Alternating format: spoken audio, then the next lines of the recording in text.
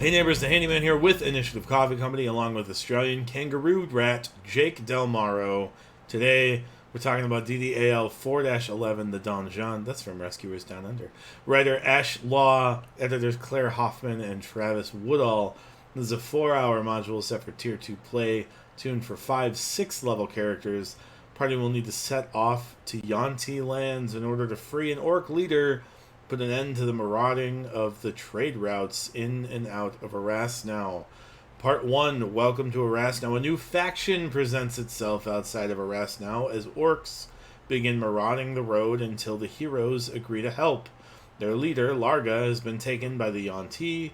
The people of Arasnau will surely suffer if its heroes don't free Larga from bonds. To start, our heroes will need to find a way to cross the river. Jake, a new faction. This is a result of instability now that the Burgermeister is dead and Arasnau. Start us off. Well, so I do like the fact that it's like they don't know what orcs are. Like, let's just start right there. It's like very clear. Like, there's if all the things that aren't racist in this entire this entire series, they're like, yeah, no, they're just tainted. Nothing wrong with them. I think they have they use the word Caliban to describe orcs, but they're just other people who have some sort of are around. It's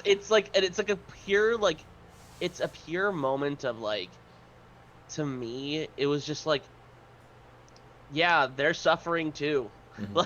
It was we're here in it together. I think the big thing is it shows that Barovia is not a Faerun issue, right? Clearly Arasnau is not. The people of Arasnau were either born here, they came from somewhere else, because orcs have been around in every edition of Faerun, right? It's not a new thing. So it just seeing that unfold in and of itself is this is gonna sound it's very sweet. It's a sweet thing that they're doing that, because it's oh, by the way, these guys are as I said, it's a situation to me where it felt like they were saying almost, you're in Barovia, that sucks, but we're not gonna be mean to you, and this is a weird circumstance, but it's okay, you're here with us. And as a result of the Burgermeister being gone, you now have orcs that are threatening to mess things up just because they want their leader back, and that's kind of a noble cause. I mean, I guess there's a little bit of me in this module that's why don't you just kill the orcs? I don't understand. They're the ones marauding the tradeways. Just go eliminate the orcs, and maybe it's just a numbers issue. They don't really explain why you should work with these orcs who are just ruining trade instead of just eliminating the orcs that are ruining trade. There's not a good reason to work with them. No, not at all. But I guess that's part of running D&D, right? That's part of the come up with one or hand wave look it. Of playing it, yeah. Yeah. But I think it's interesting because they don't know any better, and I think these are actually originating from Faerun, if I remember that correctly. So these orcs are Faerunian orcs that got sucked in by the mists, along with I think the Yuan-Ti are similar. They're not native to Barovia either. Yeah. Just like the elves in the forest, there's a lot of the mists just kind of grab people, right? It's unclear if the locations are also that way, right? But in the campaign setting, it's we don't get to see what this looks like in a situation where what's happening to the traveling cross in or whatever the crossing, whatever that in 4-1 that gets sucked into. Right.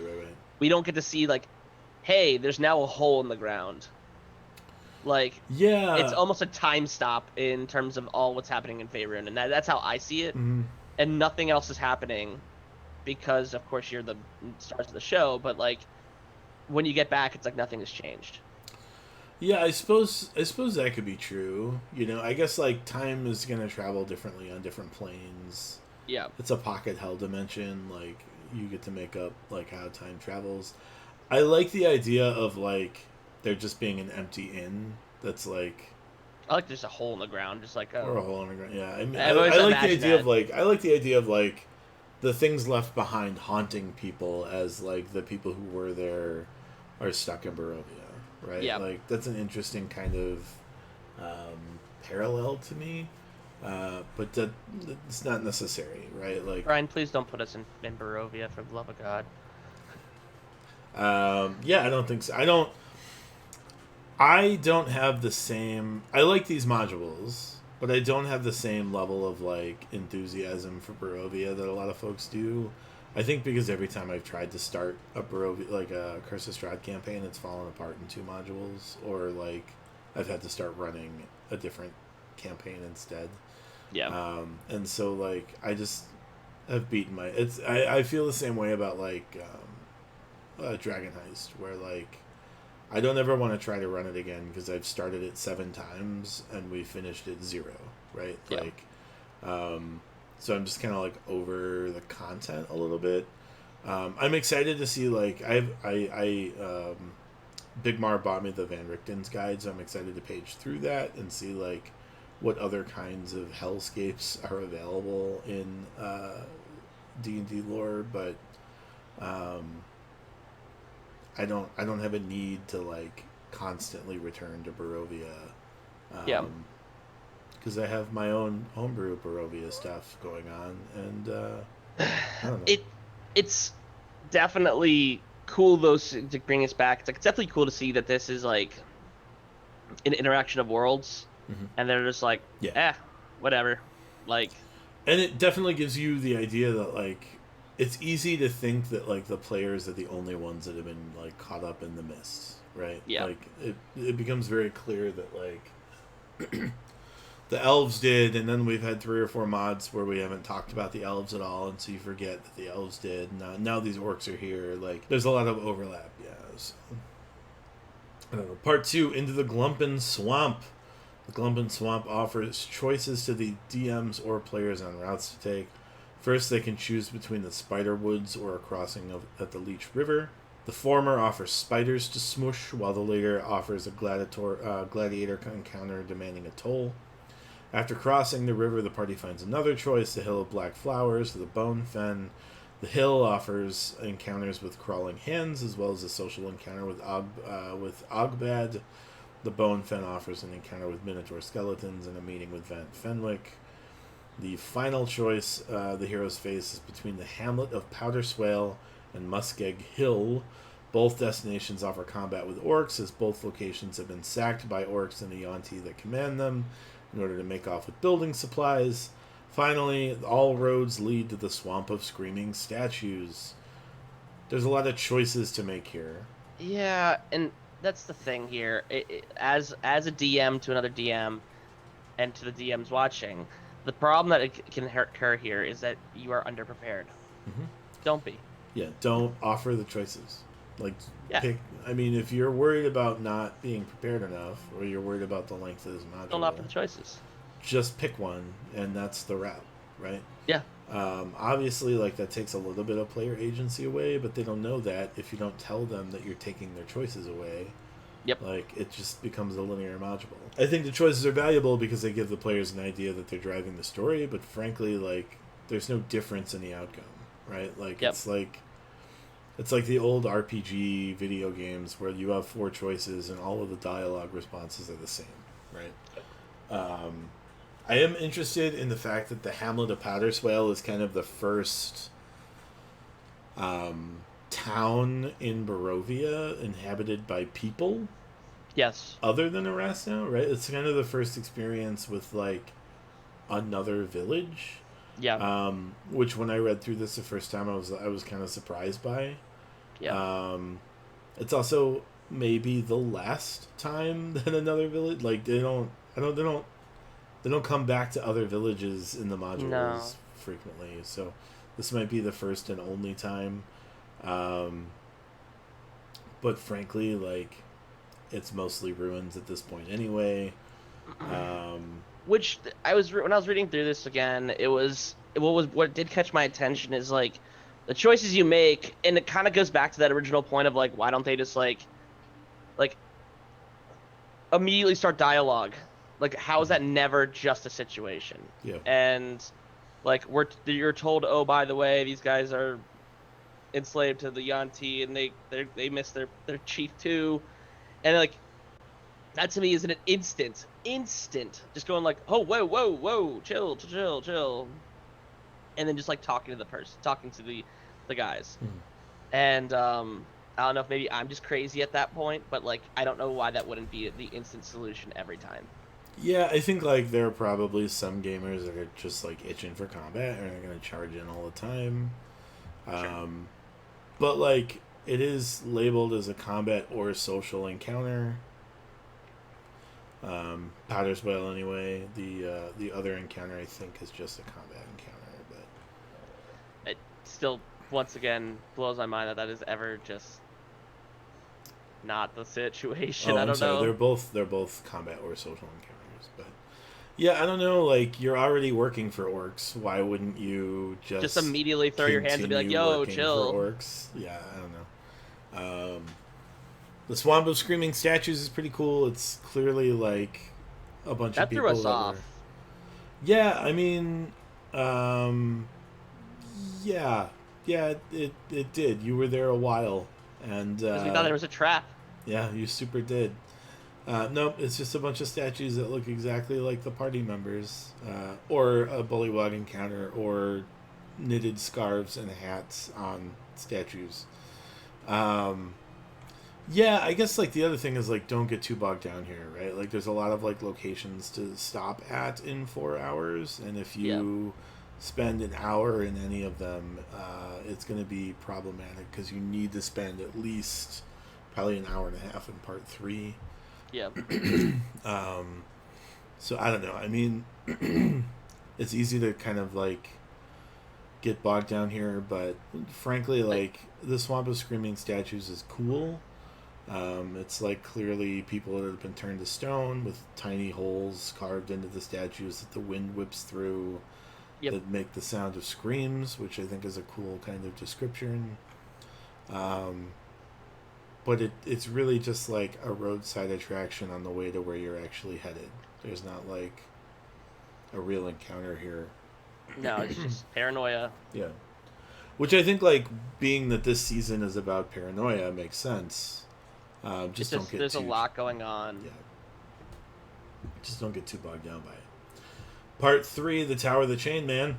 As the heroes come upon the Tower of the Chain Man, they see the fruits of Yuan-Ti labors. Captive orcs labor away at the hands of their Yuan-Ti overlords. Freeing orc captives gives the party a large step up in overtaking the Yuan-Ti and freeing Larga. As the heroes approach, Larga is dragged down into the tower, and the party follows. After crawling through the Tower of the Chained Man, the heroes find themselves at the profane altar where Larga is being sacrificed. The party must move quickly to put an end to this ceremony, as well as this Yuan-Ti priest. This is another one of those situations where the party kind of like has a minute to plan a strategy. Yep. And I like that a lot. I think that if you were short on time, that aspect of this campaign is the easiest thing to cut, right? Other Yes. than like one of the locations, but you don't know you're going to be short on time until you get here, right? Yep. The like, I would give the party plenty of opportunity to free captives and let them deal with the Yuan-Ti. I think that's like satisfying in like a completely objective kind of way. Sure. There's a couple of kind of encounters when you go through the temple or the tower, but I don't think there was like anything crazy. Once again, like there was a lot of like this happens. Like, but I agree. I think that you as a DM need to keep your people moving. I guess one of the other strategies here is like a lot of the encounters are like randomly rolled. I wouldn't roll them. I would just pick them. Agreed. I would make sure like that way you don't end up with 3 surprise encounters in a row, right? Ugh. You can vary it up, speed things up a little bit. Like 2d4 minus 1 giant poisonous snakes doesn't sound like a lot, unless it's after 2D3 mud methods and also 2D3 other mud methods, so. It's just a long encounter. It's a long everything. It's not Right. fun. And there's another encounter coming, right? Like, Yeah. that's the other issue. So, I would just pick the random surprises rather than roll for them. Trying to think, like... I don't think there's really anything else that's, like, really jumps out at me, like, in this mod. Like, there... Just pre-do your encounters. That's all I think that comes out of it. Like, pre-do your encounters, and then you don't need to worry about the garbage that happens if you don't. Mm-hmm. And I think that's largely true for this mod, last mod, any other mod that enables you to have that kind of freedom. Just don't let them have the freedom. Yeah. Like, just choose it yourself. Yeah, I mean, like, I guess, like, if you are pretty experienced and, like, are willing to do it on the fly, that's fine, but, like, it just slows stuff down, and you're gonna end up, like, fudging the roll at some point anyway, because you're gonna end up with three ones on a d6, and end up with 3 combat encounters and not want to do it, so... Yeah. I don't know. I think there's value in, like, the randomness, but, like... if you want to roll before you run the mod, right? Like, pre-roll it, right? Yep. And then make adjustments. But I think the final encounter is a little lackluster. Like, it's only a no minions. It felt lackluster. Yeah. When I was looking at it, I was like, huh. Oh, I guess there's 9 Yuan-Ti Malazans lurking. Which can be tough, but, like, it didn't feel like... I don't know, this feels like more of a... Like... When I was talking to Brian before this, it was a situation of, like, there was nothing super memorable that when I was looking back and, like, thinking about the mod, I didn't feel like there was anything that was like, wow. It just felt like a mod. Mm-hmm. And I think that's, I don't say worrisome, but, like, it's not a bad mod by any stretch of the imagination. Right. It's just I didn't feel like there was anything that was like wowsies, like anything like that happened, and I think that's an issue for me. Yeah, there's no, like, hallmark to take away from this module, and kind of. But it's an important module, which kind of sucks. Yeah, I mean, the final combat, the 9 Yuan-Ti, I think, like, part of the issue was you just, like,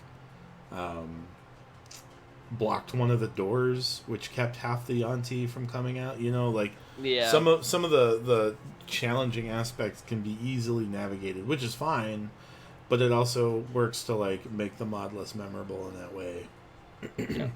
I think that's where I'm having my issue. Is, like, it's not a bad mod, but it's not, like, my top 10 Jake's favorite mods. Sure. It's easily overlooked, I think. I think this module, like... you could skip this one in the season, and it wouldn't be terrible. You'd have to make some adjustments for other mods to deal with the orcs later on. Yeah. But... I don't think that's too much trouble. I don't think there's a story reward in here that's interesting. The magic item is kind of lackluster. I just don't think there's much about this module that, like, demands it be played, right? Like, obviously, if you're trying to run the whole season, run the mod, but, like, if you're trying to pick and choose ones that, like, you can skip in order to, like, get the whole season done in X amount of weeks... This is one you could probably think about skipping. Yep. Agreed. Anyway, in conclusion, if Larga is freed, the party is rewarded and have a potential new ally. If the orcs are freed but Larga is not rescued, the party is rewarded. In the face of failure, the party isn't punished, but only barely. I mean, like, the orcs are going to be around for a couple of modules. The Yuan-Ti are going to be around for a couple of modules. But overall, it's just kind of... It's here to, like, introduce those factions, I think, more than anything else. Sure. Which a lot of that's fine. Once again, a lot of that's fine, but I feel like it could be done in a cutscene. Yeah. It kind of seems like a meeting that could have been an email, or an email that could have been nothing. Yeah. Anyway, so there it is, DDAL 4-11, the Don Jon. Thank you so much for listening to some advice to streamline and run it for your tables. Be a good neighbor, give us that thumbs up, and subscribe. Toll the Dead for notifications. Find us on Twitter, Instagram, Facebook, and Patreon. And from now, until the next time, roll together.